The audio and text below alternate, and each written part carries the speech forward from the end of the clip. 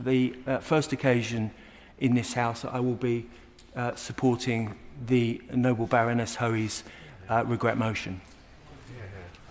My Lords, I'll be brief. The Noble Lord, Lord Morrow, referred to this instrument as a humiliation. I'm not sure if he meant a humiliation for the country or quite what he meant it was related to, but I think we can be in no doubt it is a humiliation for Parliament. It's the humiliation for Parliament that a foreign Parliament should send us an instrument, a law made by them with no reference to us, and invite us to cut and paste it into the form of a statutory instrument which we are required to rubber stamp. I cannot think of another democracy in Europe or outside Europe that would be willing to have laws made for the internal trade of part of its own country and for part of its own territory by a foreign parliament on this basis, and be expect with no participation, no representation, and be expected to accept it and hand it on in this way. We are told that the justification for accepting this humiliation, this hasn't come up in the debate as such, but we are told that the justification for accepting it is that this is the price of maintaining the Good Friday Agreement. That's not an argument wholly without merit if it had substance, but it has no substance, because the Good Friday Agreement is not being maintained. It is not being maintained in its internal arrangements. It's not being maintained on its east-west strands. It's not being maintained north-south.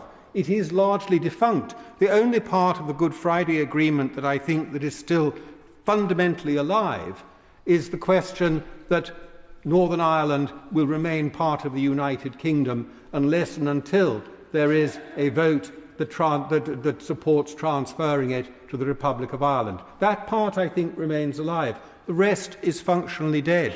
So we are not actually achieving our objective in doing this. But meanwhile, we accept the humiliation which my noble friend in a moment is no doubt going to rise to the dispatch box and defend. And with a name like Harlech, if he were proposing this in relation to Wales, I imagine he would resile, and resile firmly from doing so.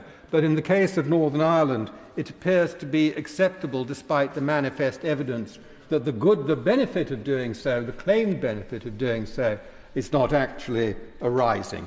I look forward to hearing what my noble friend on the front bench is going to say, but I look forward almost with more interest, as I finish, to what the noble lady, the noble Baroness on the Labour front bench is going to say, because I have to take cognizance of the fact that I understand, I'm told by outside interests, that there is the possibility of a Labour government within the next year or so. I don't countenance it myself, but nonetheless, to hear what the Labour Party has to say about what they are going to do about this in government, and the noble Lord, Lord Weir, is correct that we need to look forward.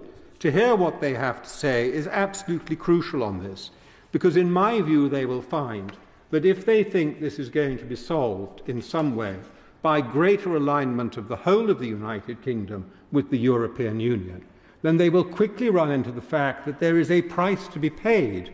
But for the European Union regards there will be a price to be paid for that alignment, and it will be in loss of opportunities elsewhere. And those hard decisions, I'm not asking, of course, I'm not expecting to hear what the answer to those decisions is going to be today, but those hard decisions are going to land very, very firmly at the feet of any incoming government that might arrive in the next 12 months. And the Windsor framework and the arrangements put in its place are absolutely central to how any incoming government is going to respond to them. So in some ways, the most interesting speech, I'm sure, of the day is going to come from one of the two, I'm not quite sure which, one of the two of the noble baronesses sitting opposite, and I look forward to it. Please. I just wanted to remind the noble lord that the reason we have the arrangements we have is because the government proposed to the European Union in 2019 that we have a border in the Irish Sea, that Northern Ireland's trading with Northern Ireland traders would have to notify the relative authorities before goods were sent to Northern Ireland, that we had to comply with EU rules and EU law. And that was proposed by the United Kingdom Government to the European Commission in October 2019. So we've shot ourselves in the foot.